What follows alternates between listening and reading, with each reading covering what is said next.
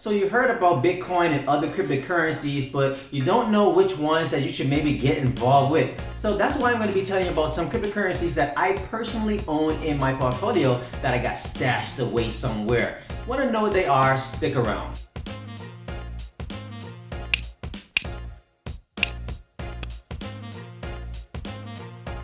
What's up, Cryptoland? Black Crypto here, bringing another cryptocurrency video where I talk about the basics of Bitcoin and everything else cryptocurrency.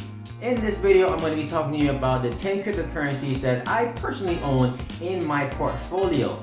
Now, maybe you've heard a lot about Bitcoin and other cryptocurrencies and you don't know really which one should you get involved with. Now, that might be for investment purposes, or it might be because you believe in the technology behind these other cryptocurrencies. And that's some of the reasons why I got involved with these cryptocurrencies. Now, for obvious reasons, I'm not going to be talking about Bitcoin because you know that is inside of my portfolio. And also, if you want to make any kind of investment choices, make sure you seek out a professional before you do that, because it is up to you in terms of taking that risk. This is only for entertainment purposes only. So you want to know what they are? Let's get to that list. Number one is Bitcoin Cash. Bitcoin Cash was launched in 2017 as a fork of Bitcoin. When you talk about a fork of Bitcoin, it essentially is a clone or a copy of a particular software in terms of cryptocurrency. Now, another way to look at this is in terms of twins. You have two set of twins. They look exactly alike, but they have two totally different characteristics, or essentially two completely different lives. Now, when it comes to Bitcoin Cash, in the early days of Bitcoin and its core development, the core developers, they had a disagreement in terms of how they should scale Bitcoin. Now, you had one group that wanted to scale it through protocols, and you had another core developers that wanted to scale it in terms of increasing just the block size. And the block is essentially a group of those transactions, right? So this group that split off from the core developers started their own cryptocurrency. They made a copy of Bitcoin, and now they called it Bitcoin Cash. Now they have vastly different market caps, but Bitcoin Cash is still around to this day. Now, if you go to bitcoin.com, you'll see them talk a whole lot about Bitcoin Cash, especially a few years ago where they were only talking about Bitcoin Cash, which was kind of odd because it's bitcoin.com. Now, in terms of today, you want to, maybe own both of them, because you never know what could happen. That's just the same way to say, hey, which twin do you love most? You really love both of them equally. But who knows what's going to happen? One might be a doctor, the other one might be a mechanic, although both of those jobs are very good and important. So this is one of the reasons why I own Bitcoin Cash to this day. Number two is Litecoin. Litecoin is one of the earliest cryptocurrencies to start back in 2011. It was launched by Charlie Lee, who is a developer. He also worked at Coinbase. And he has since stepped down in terms of the face of Litecoin and divested most of his Litecoin holdings. Now, he wanted to do this so he doesn't make any kind of great influence on Litecoin and its price inside of the market. So Litecoin started as a rival to Bitcoin as a form of payment. And this is also the second cryptocurrency that I invested in terms of making a lot of money and holding still until this day. Now, I think that Litecoin has a great future when it comes to being used as a form of payment. I say this because, you don't only want to have one form of payment, because you don't know what's going to happen all around the world. Somebody else in the world might want to take Litecoin as a form of payment. And Litecoin has been taking a lot of strides when it comes to partnerships in the payment space.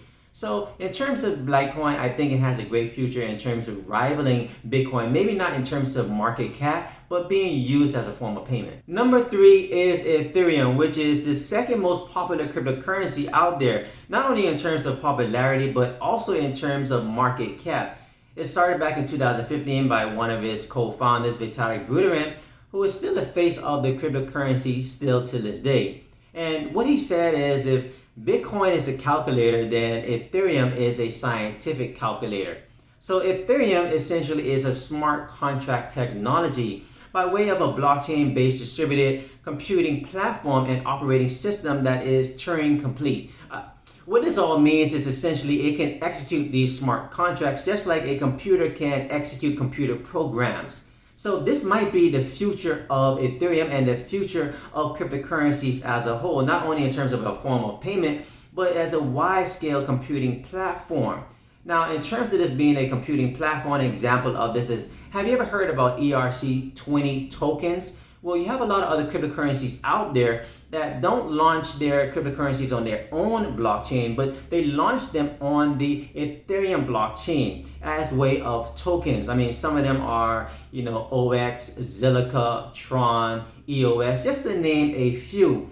And this might be the future of cryptocurrencies as we know it. Number 4 is Monero. Monero is a privacy coin. And you might want to take a look into a privacy coin because, when it comes to Bitcoin, you probably heard that Bitcoin is only used by criminals. And this couldn't be further from the truth. Actually, I did a video in terms of why criminals don't use Bitcoin.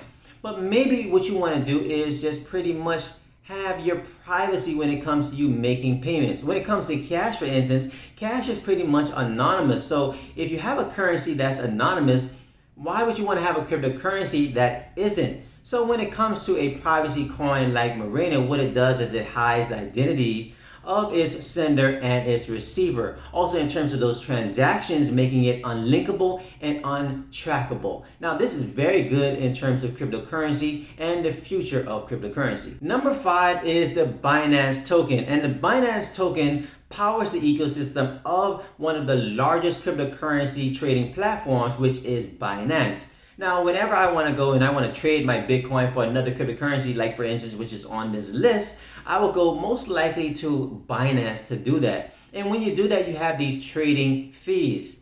Now, when it comes to you using the Binance token, you can get a discount on these trading fees. So definitely look out for those trading pairs. So you can use it for discounts on trading fees, but you can also use it for paying for goods and services through other platforms, for instance, like PundiX. But before I continue, are you still with me? Good. So what I want you to do is hit that subscribe button, hit that bell so you'll be notified anytime I release any new videos right here on my channel.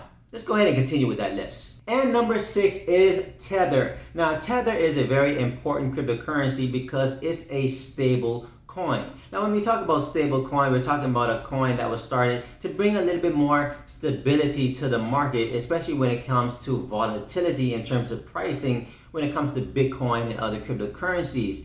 Now, Tether is one-to-one pegged with the US dollar, which essentially kind of makes it almost like digital fiat. And that's one of the reasons why you have a lot of governments paying close attention to this in terms of seeing what happens to the space of stable coins, also in terms of how they might also act when they launch their own CBDCs, which is central bank digital currencies. Now, this has also sparked a lot of controversies when it came to Tether, is because when you purchase one Tether, for instance, they're supposed to put the equal amount inside of a bank account. But there really hasn't been a lot of audits to see if they're really backing up all of this Tether inside of a bank account, especially in the event of a liquidity event in the future. But at the same time, like I said, Tether as a stable coin is very, very important for the whole ecosystem of cryptocurrency. Number 7 is Ethereum Classic. Now, the Ethereum that you know today, which is on my list earlier, is not the same Ethereum back in the day. Back in the day, it started off as that Ethereum, but what happened is that you had the DAO hack attack where somebody made off with over $50 million. And the developers didn't want to know what should they do in terms of scalability issues, but how should they handle this hack attack? And that's one of the reasons why they said, hey, let's go ahead and maybe reverse this hack. But that would kind of go against the whole ecosystem in terms of it being decentralized and the immutability nature of blockchain and all of these different things in terms of characteristics of blockchain. So they decided to do a hard fork of this Ethereum into the Ethereum that you know today, and the chain still lives on, and that's why we call it Ethereum Classic. I mean, think about it. You might want to own a classic car as a collector, but you still might want to own a modern Tesla, for instance, in terms of having it today and having both of them, because both of them have value.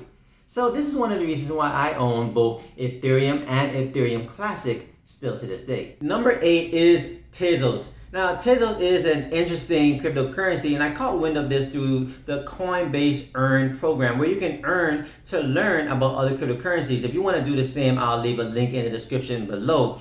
So when it came to Tezos, this is a secure industrial grade smart contract technology. But what really caught my eye was its on-chain governance. Now, when we talked about some of the other cryptocurrencies out there, whenever there's some kind of upgrade, discrepancy in terms of the developers, for instance, it usually results in terms of a hard fork. But when it comes to Tezos, for instance, this can happen on chain and you don't have to do any kind of hard fork, like for instance, when it comes to Bitcoin or some of these other cryptocurrencies.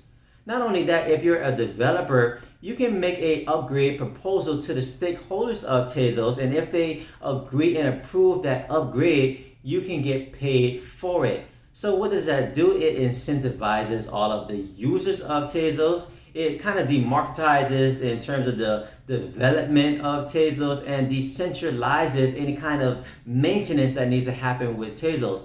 So this is one of those cryptocurrencies that you might want to take a look at. Number 9 is Karatgold. Now, Karatgold is a gold-backed cryptocurrency which was launched by Karatbars International, which is a company that focuses on making gold affordable for everyone. Not only that, in terms of making it affordable for everyone, but also allowing you to start transacting in gold. So in terms of these times right now, you're uncertain what's happening with the dollar or the economy as a whole right now, gold is starting to look very appealing. Maybe not in terms of owning physical gold, for instance, but maybe you might want to own the digital representation of gold and a company that will allow you to exchange that cryptocurrency into physical gold at any given time. So that's one of the reasons why I think you might want to take a look at Karatgold. And number 10 is the Basic Attention Token. This is a really interesting token to own, and it has to do with it being a modern day approach to digital advertising.